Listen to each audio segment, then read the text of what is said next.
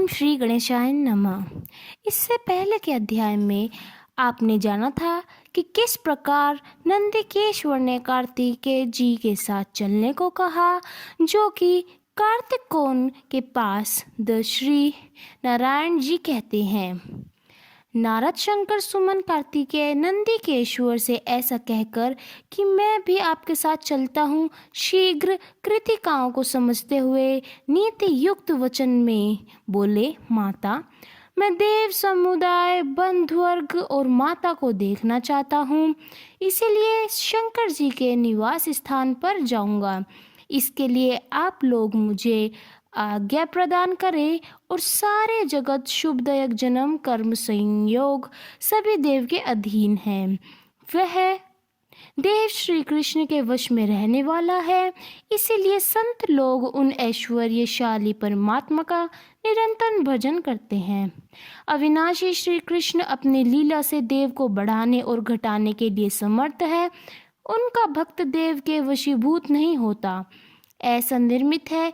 इसलिए आप लोग इस सुखदायक मोह का परित्याग कीजिए और जो सुखदाता मोक्ष प्रदूषण सर्व जन्म मृत्यु के भाई के विनाश करता, प्रामेनेंट के जनक और मोह जाल के उच्छेदक है, तथा ब्रह्मा विष्णु और शिव आदि सभी देवघर जिनका निरंतर भजन करते हैं, उन गोविंद की भक्ति कीजिए। इस भाव सागर से मैं आप लोगों का कौन हूँ और आप लोग मेरे कौन हैं, भूत हो गया है।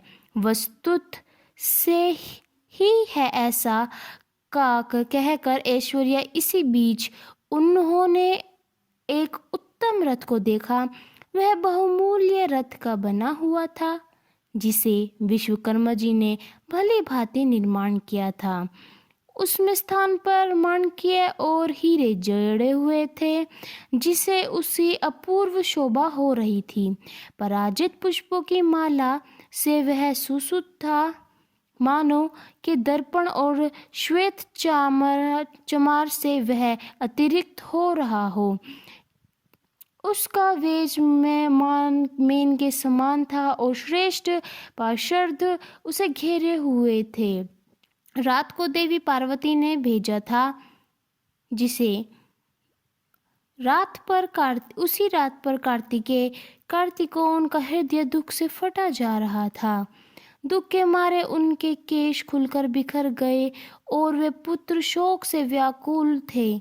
सहसा चेतना पर्याप्त होने पर अपने सामने बैठे हमारे आश्चर्य, तो तुम इस ही समय हम लोगों को छोड़कर कहाँ जा रहे हो? यह तुम्हारे लिए धर्म संगत बात नहीं है। लोगों ने बड़े स्नेह से तुम्हें पाल पोसा है, इसलिए तुम धर्म अनुसार हमारी पुत्र माता, ये भी कोई धर्म है? कहकर सभी कार्तिकोण ने कार्तिकेय जी को अपने सहयोग में कर लिया और पुत्र वियोग जालिदी वचनों द्वारा उन्हें समझाया और फिर उनके द्वारा प्रसादों के साथ विश्वास रथ पर सवार हो गए। अपने सामने सेंड गजराज घोड़ा चलाती हुई आग भरा हुआ स्वर्ण कलश उनके पास रखे पके हुए स्त्री प्रपद्य उत्तम मणि मोती बिल्कुल कुंभ और शुंभदायक को, और दक्षिण भाग में राजहंस, मयूर, खंजन, सुख, कोकिल, कबूतर, मांगलिक, चक्रवाक, कृष्ण सगर, मृग, सुरभि और शुभ पाताका आदि को देख उस समय नाना प्रकार के बाजू के मंगल ध्वनि सुनाई पड़ने लगी। हरि कीर्तन और घंटा और शब्द का नाश होने लगा। इस प्रकार मंगल में ही अपने पिता के मंदिर में जा पहुँचे। वह कैलाश पर पहुंचकर वे अविनाशी वट वृक्ष के नीचे कार्तिकोण और सर्वश्रेष्ठ पार्षदों के साथ कुछ देर के लिए ठहर गए और नगर के राजमार्ग बढ़े। चंदन के पलवल लटक रही थी। वह चंदन मिश्र जल का छिड़काव किया था। हाथों में 2 और पुष्प लिए हुए बंधिया और ब्राह्मणों से युक्त तथा पति पुत्रवती साध्वी नारायण से संबंधित था।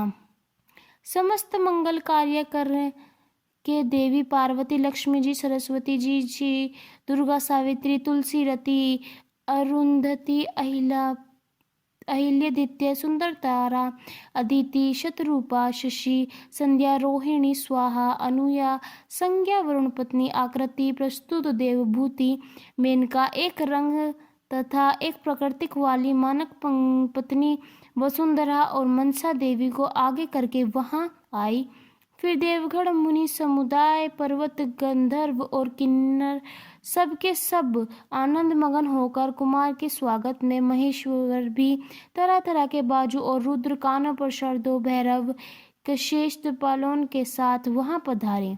शक्तिधारी कार्तिकेय जी पार्वती जी को निकट देखकर हरकत हो गई और उसी समय तुरंत ही रथ से उतर पड़े और सारा झुककर उन्हें प्रणाम करने लगे।